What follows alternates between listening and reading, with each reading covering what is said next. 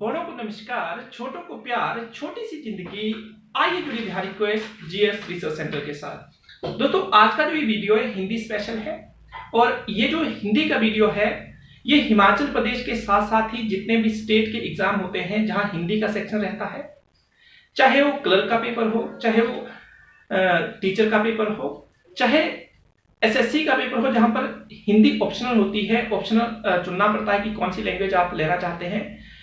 उन जगहों पर ये जो वीडियो है आपको हेल्प करेगा। हम बेसिक से चलेंगे और बेसिक से हम एडवांस की तरफ बढ़ेंगे। तो आपको क्या करना है, पेन और कॉपी लेकर बैठना है और वीडियो को अंत तक देखना है, आपको काफी मजा आएगा। तो चलते हैं, आज का जो शुरुआत की जाएगी, क्योंकि ये हिंदी के ऊपर मेरी पहली वीडियो है, मतलब हिंदी व्याकरण की बातचीत की जाएगी। तो हम क्या करेंगे कि जो शब्दावली है उसको करेंगे आज। इसके साथ ही शब्दावली से शुरू करेंगे, क्योंकि किसी भी भाषा की जो वोकैब होती है उसमें जो यूज होगी उसका आपको पहले पता होना चाहिए।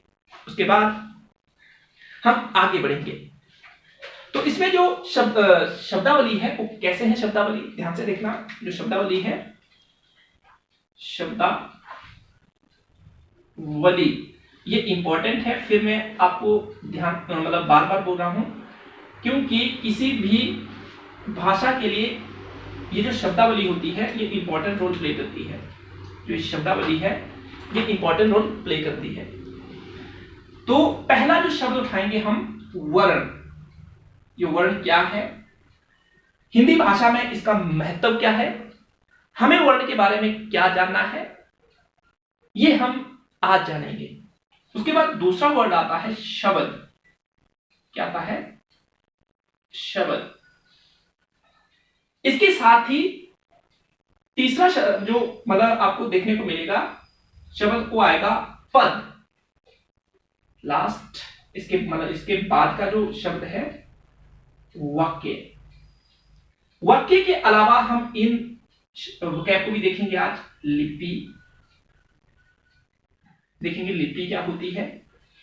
लिपि के अलावा हम व्याकरण देखेंगे, व्याकरण क्या होता है। और व्याकरण के साथ साथ ही हम एक चीज और देखेंगे जो काफी इंपॉर्टेंट है, वो है भाषा। तो भाषा को मैं यहां लिख रहा हूं, भाषा, और साथ में शब्दावली। देखो, जिस कि हम आज बात करेंगे वो सारे के सारे शब्द काफी इंपॉर्टेंट है और इसके माध्यम से हम बेसिक से एडवांस की तरफ बढ़ेंगे। तो पहले उठाते हैं वर्ण को। वर्ण क्या है, वर्ण एक ध्वनि है। क्या है, एक ध्वनि है। वर्ण एक ध्वनि है और साथ में जो ये ध्वनि है इसके टुकड़े नहीं किए जा सकते हैं। जो ये ध्वनि है इसके टुकड़े नहीं किए जा सकते। तो हम दूसरा शब्द क्या लिखेंगे कि ऐसी ध्वनि जिसके टुकड़े ना हो। नंबर 1 पे ऐसी ध्वनि, ऐसी ध्वनि जिसके टुकड़े ना हो, उसको क्या कहेंगे, उसको हम वर्ण कहेंगे। दूसरे पे लिखेंगे भाषा की लघुत्तम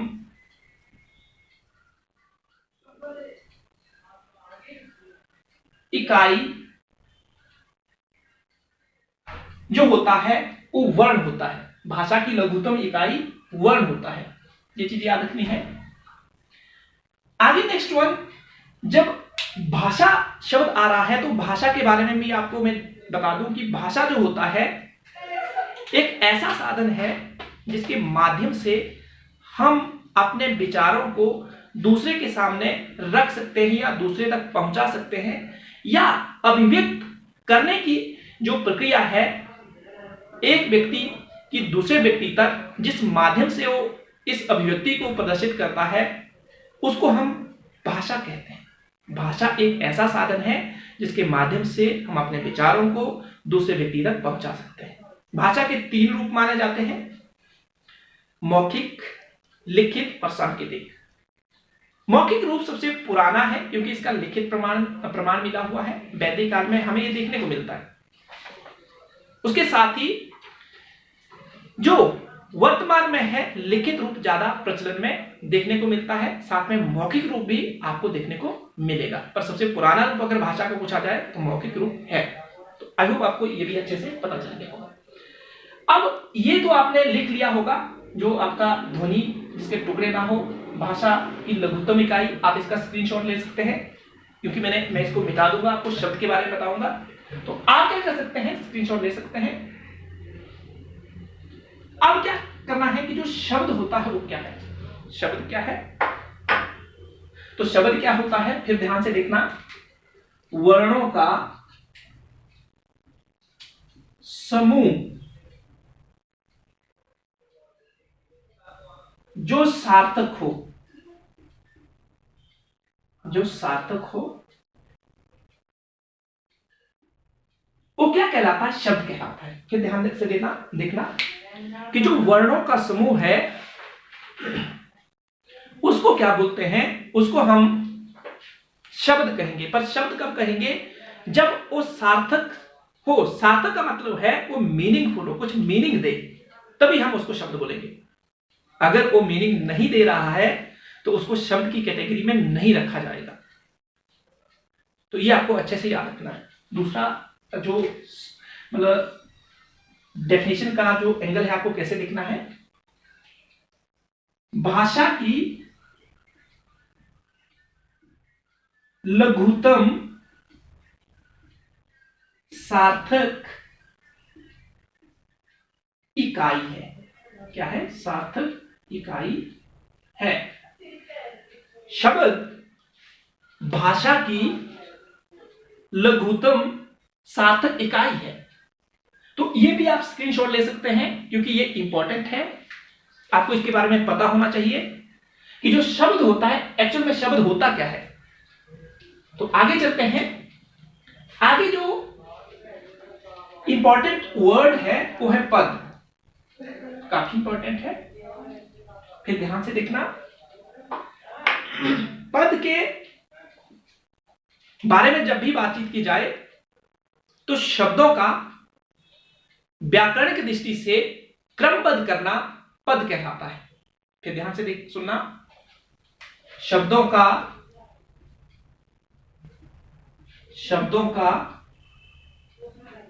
व्याकरण की दृष्टि से, व्याकरण की दृष्टि के अनुसार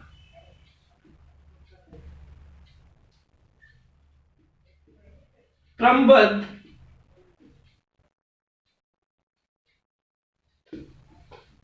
करना पद कहलाता है। इसका मतलब यह है कि जो हमारे पास एक वाक्य होगा, वाक्य में जो शब्द होंगे उन शब्दों को किस किस जगह पर रखना है, उसकी पोजीशन कहां कहां हमने सेटअप करनी है। अगर हम ये व्याकरण की दृष्टि से कर रहे हैं तो बोलने का मतलब है हम उसको बोलेंगे पद। अगर हम व्याकरण की दृष्टि से ऐसा नहीं कर रहे हैं तो जो हमारा वाक्य होता है उसे अशुद्ध माना जाता है। तो पद का मतलब क्या है, जो आपके शब्द हैं, शब्दों का व्याकरण की दृष्टि से क्रमबद्ध करना या उनकी पोजीशन कहां पर होगी। जैसे मैं आपको एक एग्जांपल दे दूं, तो जो हमारा संज्ञा या सर्वनाम होता है वो हमेशा कर्ता की जगह आता है, यानी सब्जेक्ट की जगह हमेशा संज्ञा या सर्वनाम होगा। जो कर्ता की जगह होगा वो क्या होगा, हमारा कर्ता, कर्म और क्रिया। हिंदी में आपको ये पैटर्न देखने को मिलता है, सब्जेक्ट, ऑब्जेक्ट और वर्ब। तो यहां पर जो कोई भी मतलब वर्ड आएगा वो हमें संज्ञा हो सकता है या सर्वनाम हो सकता है, इनमें से ही कोई रहेगा। अगर आप गलती से कुछ और शब्द यहां पर दे देते हैं तो इसका मतलब है वो पद रूप नहीं है, उसको हम पद नहीं बोलेंगे, क्योंकि शब्दों का जब क्रमबद्ध तरीके से आप व्याकरण की दृष्टि से प्रयोग नहीं करेंगे तो सेंटेंस इनकरेक्ट माना जाएगा, वो सेंटेंस अशुद्ध माना जाएगा। उसके बाद जो कर्म होगा वहां पर भी दो ही चीजें आएगी, आपका संज्ञा आएगा और साथ में सर्वनाम आएगा। उसके अलावा अन्य कई जो रूल है वो अलग अलग विशेषण कहाँ आएगा, क्या बोलते हैं, क्रिया तो लास्ट में ही आती है। इसके अलावा क्रिया विशेषण की बात करें, प्रेपोजिशन जो हम संबंध बोधक बोलते हैं उसकी बात करें, तो उसकी पोजीशन भी अलग अलग सेंटेंस में अलग अलग होगी। और वो अगर आप व्याकरण की दृष्टि से उसकी पोजीशन को रख रहे हैं तो बोलने का मतलब है आपको पद रूप का ज्ञान है। अगर ऐसा नहीं कर रहे हैं तो बोलने का मतलब है आपको व्याकरण का नॉलेज नहीं है। तो शब्दों का व्याकरण की मतलब व्याकरण के अनुसार क्रमबद्ध करना क्या कहलाता है, पद कहलाता है। जैसे मैंने आपको एग्जांपल दे दिया, यहां आप कुछ और वर्ड रख देंगे या प्रीपोजिशन से शुरू कर दें, मैं से शुरू कर दें, जो में मतलब स्थिति के लिए, पोजीशन के लिए यूज होता है, या आप कोई और शब्द पर से शुरू कर दें, तो ये जो यहां पर ऐसी पॉसिबिलिटी नहीं होगी कि आप क्या कर सकें, यहां पर पद यूज करें। अगर ऐसा करें तो आप क्या कर रहे हैं, शब्दों का व्याकरणिक दृष्टि से क्रमबद्ध अच्छे तरीके से नहीं कर पा रहे हैं। शुद्ध तरीका ये नहीं है, ये गलत तरीका कंसीडर किया जाता है। तो ये आपको क्या करना है, अच्छे से याद रखना है कि पद का क्या रूप मतलब रोल रहता है हिंदी भाषा में। आगे नेक्स्ट वन है जो आपका वाक्य है, उसको देखो वाक्य क्या होता है। तो वाक्य क्या होता है कि ये शब्दों का समूह होता है।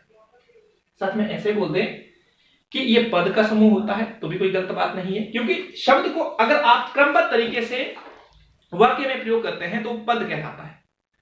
जो संज्ञा है, सर्वनाम है, विशेषण है, इसको अगर क्रमबद्ध आप यूज करते हैं तो ये प्रक्रिया क्या कहलाएगी, पद कहलाएगी। तो वाक्य की जो डेफिनेशन बनती है दो तरीके से आप दे सकते हैं, शब्दों का समूह और समूह हमेशा सार्थक होना चाहिए। सार्थक का मतलब मीनिंगफुल होना चाहिए और व्याकरण की दृष्टि से शुद्ध होना चाहिए। व्याकरण की दृष्टि जब भी आई तो बोले को पद रूप आपको क्रमबद्ध करना है। जो मैंने आपको संज्ञा का एग्जांपल दिया, सर्वनाम का एग्जांपल दिया, वो हमेशा कर्ता या कर्म की जगह आएंगे।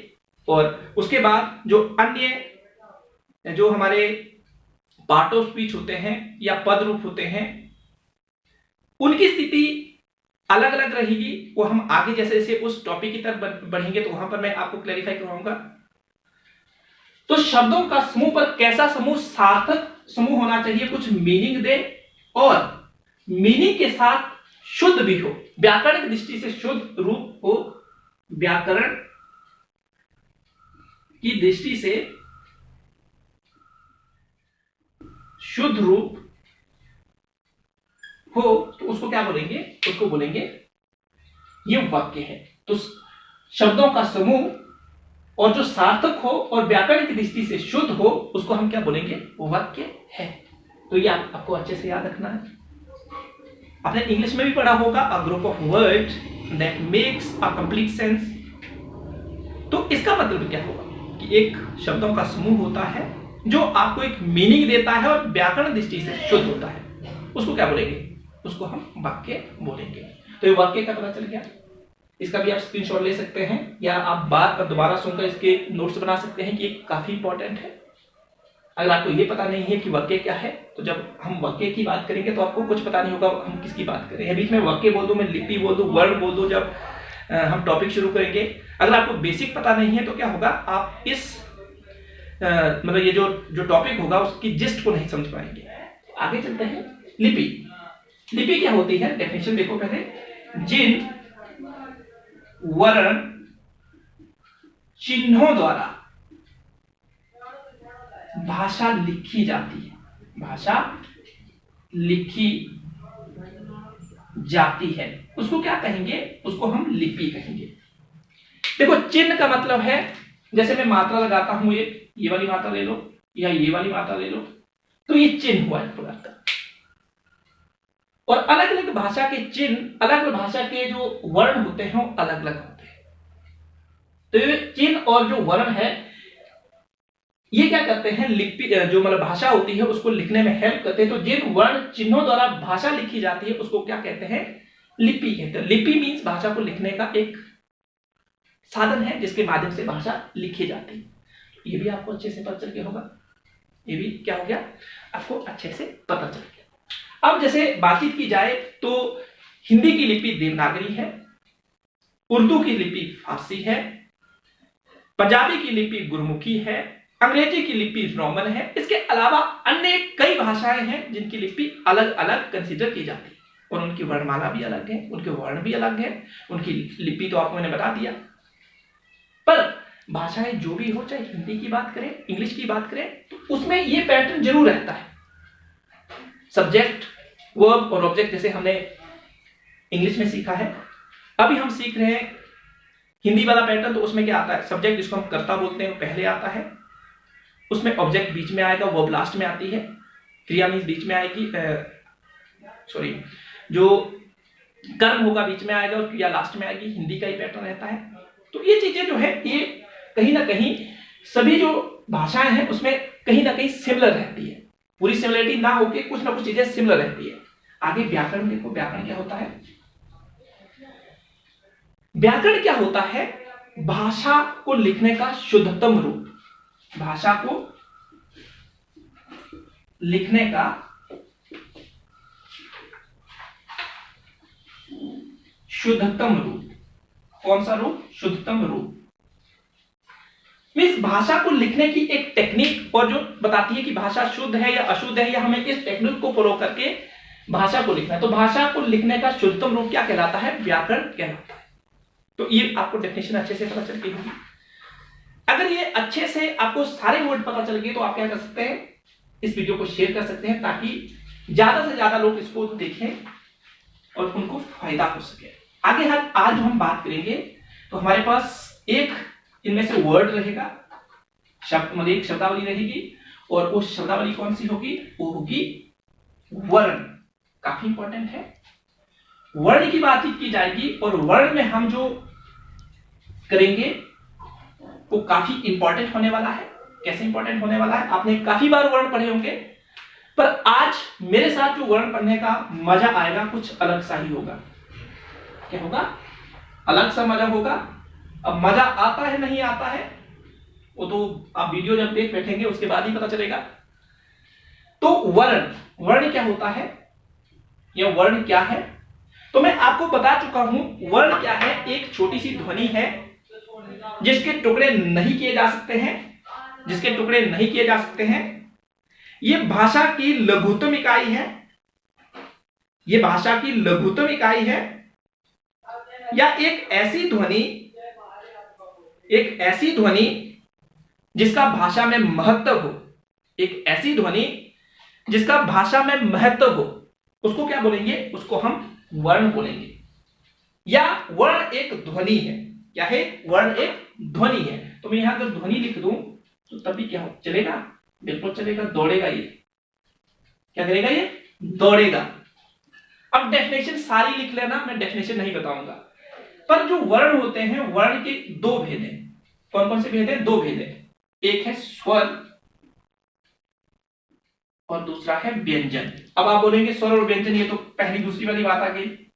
जी हाँ, पहली दूसरी वाली पढ़ाई कर रहे हैं हम, क्योंकि आपको ये पहली दूसरी वाली पढ़ाई ही पता नहीं है। आप देखेंगे आप कितने एंगल से मैं इस टॉपिक को पकड़ता हूं। अगर पसंद आया तो ठीक है, नहीं तो क्या कर सकते हैं? कुछ भी कर सकते हैं। आपके हाथ में क्या है? बटन है। लाइक भी कर सकते हैं, डिसलाइक भी कर सकते हैं, अनसब्सक्राइब भी कर सकते हैं। तो ये आपके हाथ में। पर हाँ, अच्छा लगता है तो आप क्या कर सकते हैं? वीडियो को लाइक शेयर जरूर कीजिएगा। तो जो स्वर है वो क्या होता है? देखो, वर्ण एक ध्वनि है, स्वर भी एक ध्वनि है। क्योंकि इसका रूप है तो ये क्या हुआ? ध्वनि है। ये क्या है? ध्वनि है। अब सबसे इंपॉर्टेंट चीज है कि कैसी ध्वनि है? स्वतंत्र ध्वनि है। कैसी ध्वनि है? स्वतंत्र ध्वनि है। फिर ध्यान से देखना, शायद आपने काफी बार वर्ण को पढ़ा होगा, पर आज कुछ और ही मजा है। स्वतंत्र ध्वनि है, जिसको हम इंडिपेंडेंट साउंड बोलेंगे। एक स्वतंत्र ध्वनि है। स्वतंत्र का मतलब उसका अपना अस्तित्व है। क्या है? उसका अपना अस्तित्व है। स्वतंत्र ध्वनि है, इंडिपेंडेंट ध्वनि है। मींस इसे किसी की सहायता नहीं लेनी पड़ती, ये आत्मनिर्भर है, सारा कुछ इसके पास अपना है। ऐसी ध्वनियों को हम स्वतंत्र ध्वनि कहेंगे। वर्ण की दो ध्वनियां हैं, स्वर और व्यंजन, या दो भेद है। कितने भेद हैं? दो भेद हैं। कौन कौन से भेद हैं? एक स्वर, दूसरा व्यंजन। कौन सा? स्वर और दूसरा व्यंजन। ये क्या है, इसके भेद है, फिर ध्यान से देखना। स्वर और व्यंजन। स्वर स्वतंत्र ध्वनि है, आत्मनिर्भर है, इससे बोलने के लिए किसी की सहायता नहीं लेनी पड़ती। ये आपको अच्छे से पता चल गया। दूसरा जो दूसरी डेफिनेशन है उसको देखो। स्वतंत्र ध्वनि है, साथ में कम घर्षण के साथ मुंह से बाहर आती है। ये ध्वनि मुंह से बाहर आने वाली ध्वनि। आपको अच्छे से पसंद आ गया होगी ये चीज। देखो, जब ये ध्वनि बोली जाती है तो मुंह के अंदर घर्षण कम होता है, तो ये भी एक डेफिनेशन बनती है। तीसरी डेफिनेशन देखो, जहां घर्षण कम होता है तो आपको पता होगा घर्षण कम होने से ये साइंस में लिखा हुआ है कि रुकावटें कम आती है रास्ते में। तो रुकावटें यहां कम का मतलब है कि जब ये ध्वनि बाहर निकलती है तो इसे कम रुकावटों के साथ बाहर, मतलब इसके रास्ते में कम रुकावटें आती है। तो ऐसी ध्वनि जिसके रास्ते में कम रुकावटें आई वो कौन सी ध्वनि है, तो कम रुकावट के साथ मुंह से बाहर आती है। अच्छे से देखना, इंपॉर्टेंट है, बाहर आती। और इसके साथ ही इसकी अन्य डेफिनेशन जो है, लास्ट वन डेफिनेशन है, स्वर एक ऐसी ध्वनि है जिसको बोलने में कम समय लगता है। क्या लगता है, कम समय लगता है। स्वर एक ऐसी ध्वनि है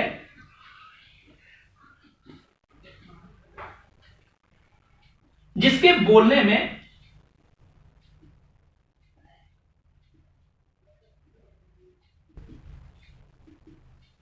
कम समय लगता है।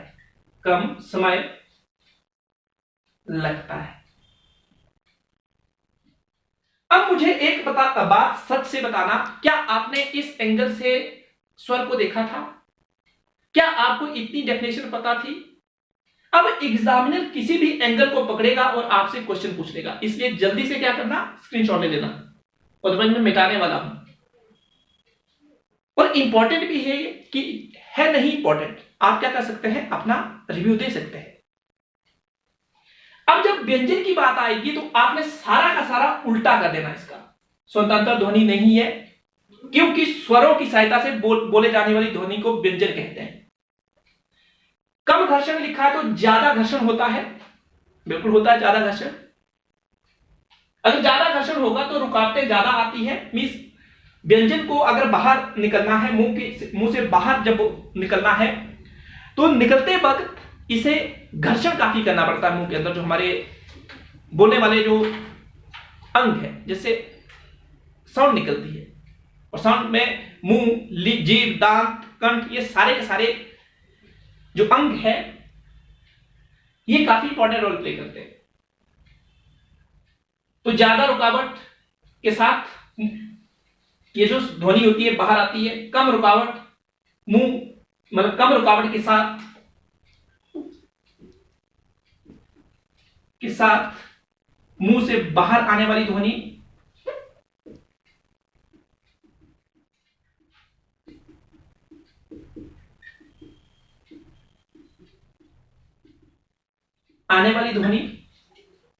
अब स्वर एक ऐसी ध्वनि है जिसके बोलने में कम समय लगता है। आप यहां लिखेंगे व्यंजन एक ऐसी ध्वनि है जिसके बोलने में ज्यादा समय लगता है, और साथ में ये स्वरों की सहायता से बोली जाती है, मैं पहले बता चुका। तो आपको क्या व्यंजन और स्वर पता चला? क्या आपको वर्ण पता चला? क्या आपने इन एंगलों से इस वर्ण और व्यंजन को देखा था? देखा तो अच्छी बात है, और नहीं देखा था तो आज आपने क्या कर लिया, इसको जान लिया। अब थोड़ा सा आपको और पेशेंस रखनी पड़ेगी, थोड़ा सा, क्योंकि वीडियो थोड़ी सी लंबी हो रही है, तो बोर मत होना, क्योंकि एक और इंटरेस्टिंग चीज बताने वाला हूं। शायद आपने पढ़ा हो पर ऐसे ना पढ़ा हो, फिर मैं आपको बोल रहा हूं। वर्ण के दो भेद, स्वर और व्यंजन। आपसे पूछ सकते हैं वर्ण के कितने भेद है? दो, एक स्वर और एक व्यंजन। अब जो आपका स्वर है हम उसको उठाते हैं पहले। स्वर, ये क्या है, एक वर्ण है। अब स्वर के कितने भेद हैं, तो 3 है। क्या है, 3 है। पर हम अभी स्वर के भेद ना करके हम देखेंगे कि हिंदी में कुल स्वरों की संख्या कितनी है। कुल स्वरों की संख्या कितनी है, ध्यान से देखना। कुल स्वरों की संख्या आपने पढ़ा होगा पर ऐसे नहीं पढ़ा होगा, तो ये 13 है। जी हां, बिल्कुल 13 है, डिट्टो 13 है। कैसे, मैं बताऊंगा अभी, पर आपको ये क्या करना है, अच्छे से याद रखना है, 13 है। पर सामान्य तौर पर बातचीत की जाए तो कितने स्वर है, सामान्य तौर पर कितने हैं, तो इनकी संख्या 11 हो जाती है। कितनी संख्या होती है, 11। फिर ध्यान से देखना, कुल स्वरों की संख्या 13, सामान्य तौर पर स्वरों की संख्या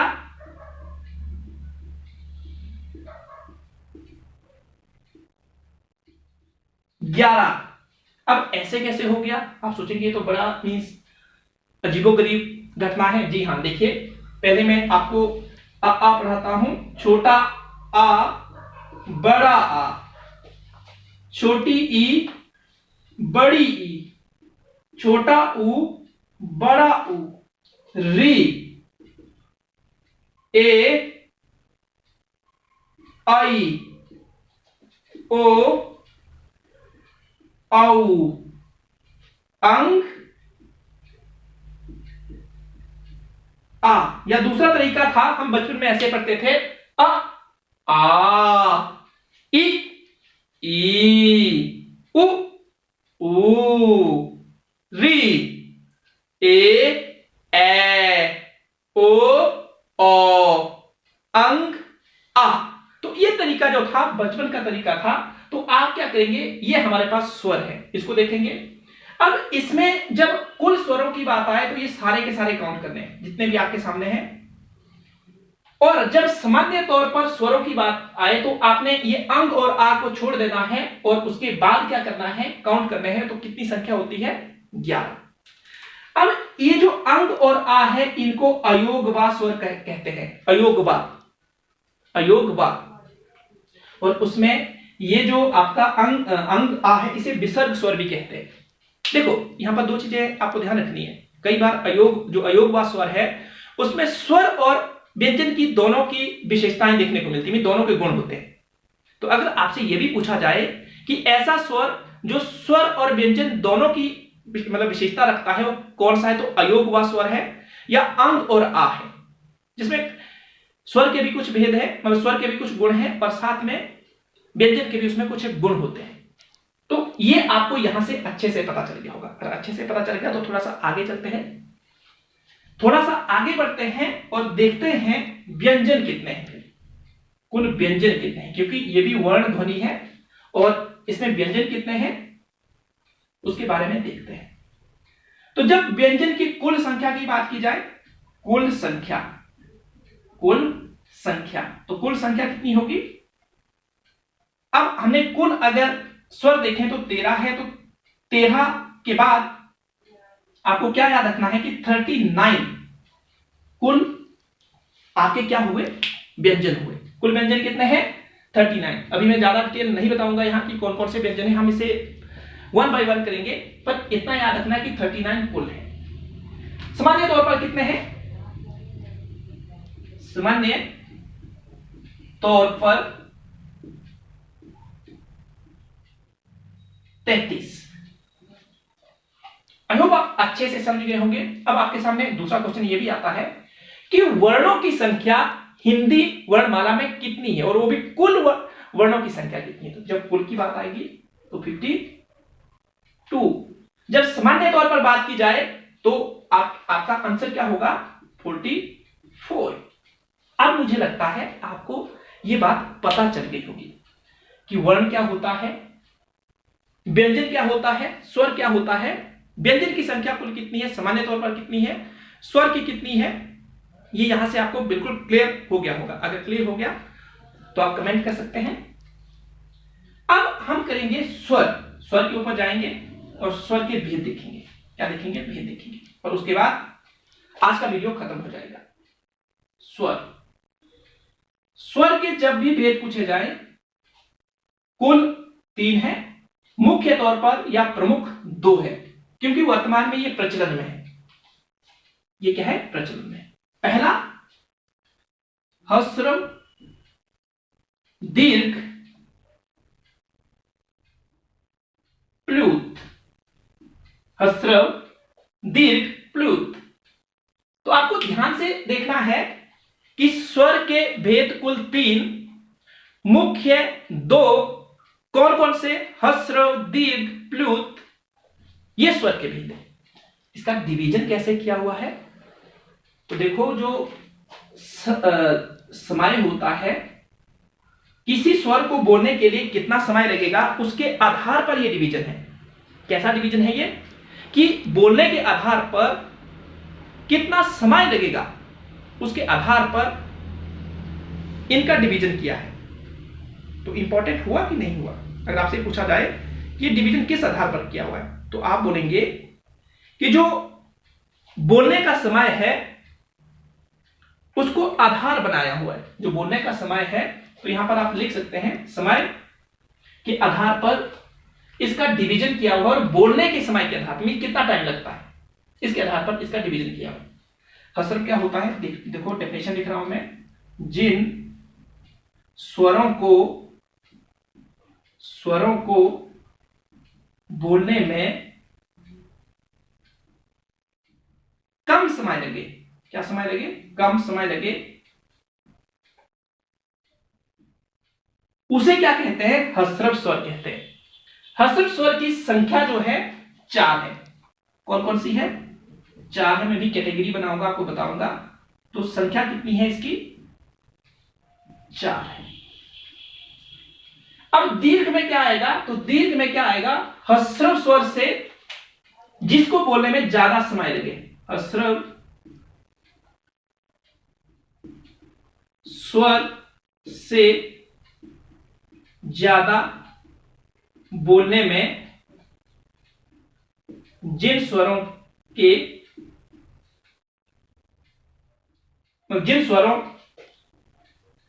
में ज्यादा समय लगे,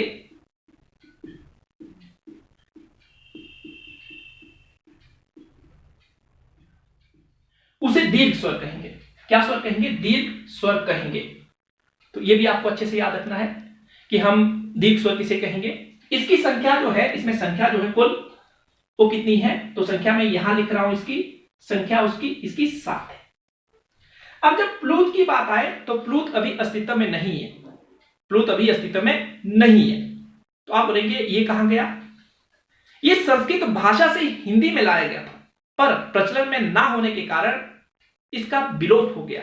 ये विलुप्त हो गया। जैसे आपने विलुप्त प्रजातियां पढ़ी होगी, वैसे ही इसका भी हिंदी भाषा में विलुप्त हो गया है। और इसमें एक वर्ड जो आपका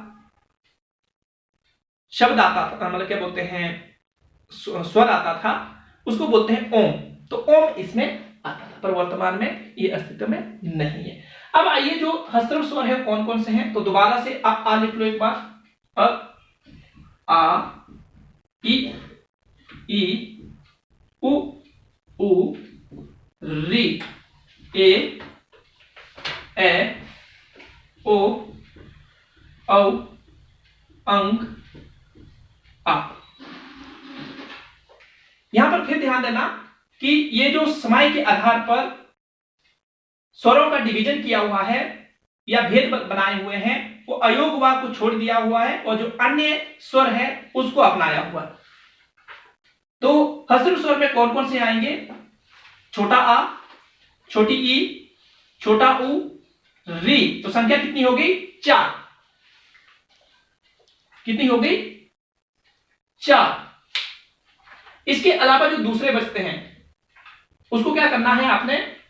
1, 2, 3, 4, 5, साथ में 6 और 7। इसको किस में रखना है? इसको आपने दीर्घ स्वर में रखना है। किसमें रखना है? दीर्घ स्वर में रखना है। आई होप आपको ये वीडियो पसंद आया होगा। अगर पसंद आया तो आप इसको लाइक कर सकते हैं, शेयर कर सकते हैं। अगर पसंद नहीं आया तो इसको डिसलाइक कर सकते हैं। डिसलाइक क्यों किया कमेंट सेक्शन में जरूर लिखिएगा।